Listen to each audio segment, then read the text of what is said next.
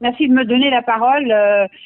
Écoutez, je suis très contente en effet d'avoir réussi. Ça fait donc 6 ans maintenant que je suis élue au Sénat et ça fait donc au moins 3 ans que je demande à Gérard Larcher la constitution d'un groupe d'études pour les Français de l'étranger parce qu'il est important qu'il y ait un réel statut des Français de l'étranger dans un des parlements français, c'est-à-dire à l'Assemblée nationale, il n'y en a pas, mais au Sénat, nous avons une représentation des Français de l'étranger, ce qui va nous permettre de leur donner une réelle place et une réelle, on va avoir la possibilité de leur donner les soutiens, on espère les soutiens nécessaires, en tout cas de pouvoir nous adresser directement aux ministres qui, à chaque fois, lorsqu'on leur pose des questions, lorsqu'on les interroge, ça concerne les Français d'étrangers, bon écoutez, puisqu'ils payent pas d'impôts en France, on n'a pas besoin de les aider.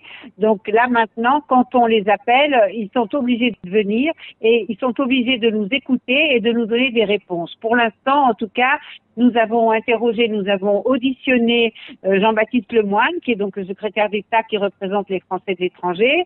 Nous avons interrogé Olivier Brochet, qui est le directeur de l'agence de l'enseignement du français à l'étranger, Éric Chevalier, qui est le directeur du centre de crise, Madame Agnès Artier, qui est la directrice des impôts des non-résidents, l'Union des retraites, enfin voilà, on a auditionné beaucoup de monde. Les seuls qu'on n'arrive pas à auditionner, mais on va pas les lâcher, c'est le ministre de l'industrie et des petites entreprises qu'on n'arrive pas à faire venir parce qu'il n'a pas de réponse à donner pour les entreprises françaises à l'étranger. Il n'arrête pas de nous dire que ce ne sont pas des entreprises françaises puisqu'elles ont obligatoirement un statut de société étrangère. Quand vous êtes à l'étranger, vous pouvez pas enregistrer une structure française.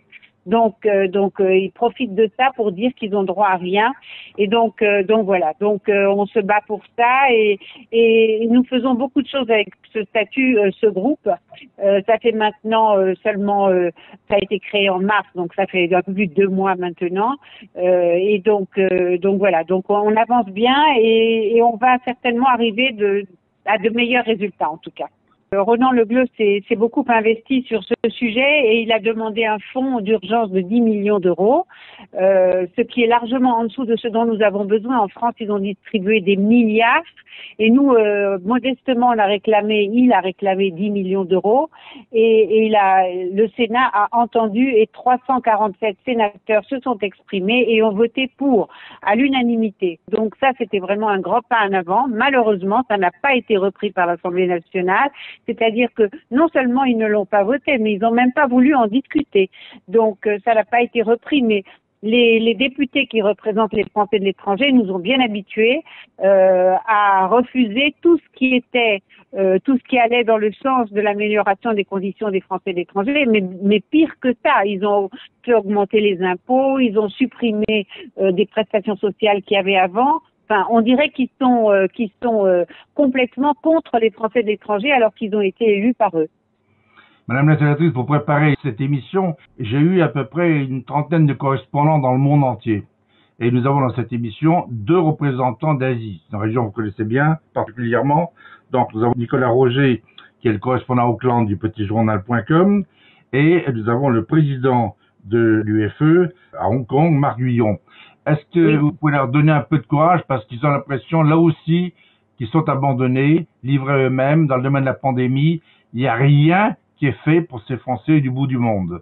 Alors que je rappelle, en 2009, le gouvernement français avait non seulement vacciné les Français de métropole, les Français d'outre-mer, mais aussi les Français de l'étranger. Alors pourquoi les Français de l'étranger aujourd'hui, le Quai d'Orsay ne veut rien faire pour les aider? Écoutez, pour la vaccination, nous, Monsieur Jean-Baptiste Lemoyne, donc le secrétaire d'État, a dit qu'il devait y avoir une réciprocité puisque la France vaccine, y compris les étrangers. Donc, dans les pays d'accueil, il faut que les pays d'accueil vaccinent également les Français qui sont dans ces pays. Donc, a priori, au début, il n'y a rien eu qui a été mis en place parce que la plupart de ces pays vaccinent, mais ils vaccinent bien évidemment doucement, donc les vaccins ne sont pas encore faits pour tout le monde, mais par contre ils seront vaccinés dans leur pays d'accueil. Je pense que la Nouvelle-Zélande et Hong Kong ils vont être vaccinés avec les gens du pays, mais qu'on a des pays où le vaccin n'est pas encore arrivé et où on n'arrive pas à obtenir qu'ils soient acheminés. On a l'Iran, enfin en Inde le Pondichéry, etc. On a des Français qui meurent là-bas parce qu'ils sont pas vaccinés. Bon voilà, donc ça c'est quelque chose qui est beaucoup trop lent. Et on a eu beaucoup de mal à le mettre en place en France et à l'étranger, on n'arrive pas à faire venir les vaccins. Bon, alors donc, il se glorifie en permanence de faire tout ce qu'il faut, mais ça n'avance pas. Et c'est tellement facile d'envoyer des vaccins dans la valise diplomatique. Si on voulait le faire, on pourrait le faire. Mais évidemment, les Français de l'étranger, c'est la dernière roue du carrosse. Vous avez des informations sur la détresse dans certains pays de ces Français? Ben oui, la détresse, nous avons, en ce qui concerne tout particulièrement les petits entrepreneurs français à l'étranger, nous n'avons réussi à avoir aucune aide, zéro. Donc on a en effet des Français qui ont fait faillite, beaucoup qui ont fait faillite, certains sont rentrés en France, sans rien, parce qu'en France, il n'y a rien pour les accueillir, donc sans rien. Ceux qui n'ont pas de famille, ceux qui n'ont rien en France sont ici comme des immigrés. Les immigrés sont mieux reçus que les Français. Les Français, comme ils sont français, ils n'ont pas un droit automatique puisque les députés ont fait supprimer l'aide sociale qu'il y avait. Donc les Français qui rentrent en France, ils ont malheureusement pas grand-chose. Et ceux qui sont à l'étranger, malheureusement, on a des suicides régulièrement, on a des gens qui se retrouvent sans rien, qui n'ont plus les moyens de payer leur billet d'avion pour rentrer en France, et qui donc bénéficient normalement de l'aide sociale qui a été votée pour la subvention exceptionnelle qui a été votée. On a réussi à faire voter une subvention exceptionnelle de 50 millions d'euros.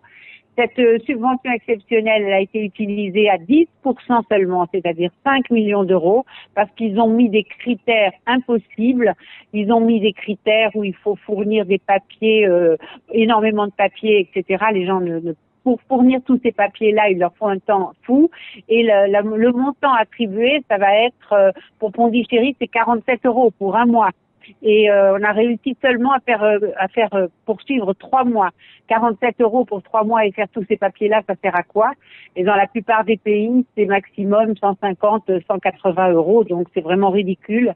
Et donc, ils disent qu'ils donnent des subventions et au bout du compte, ils mettent des subventions avec tellement de critères que même le peu qu'ils pourraient donner, ils le donnent même pas.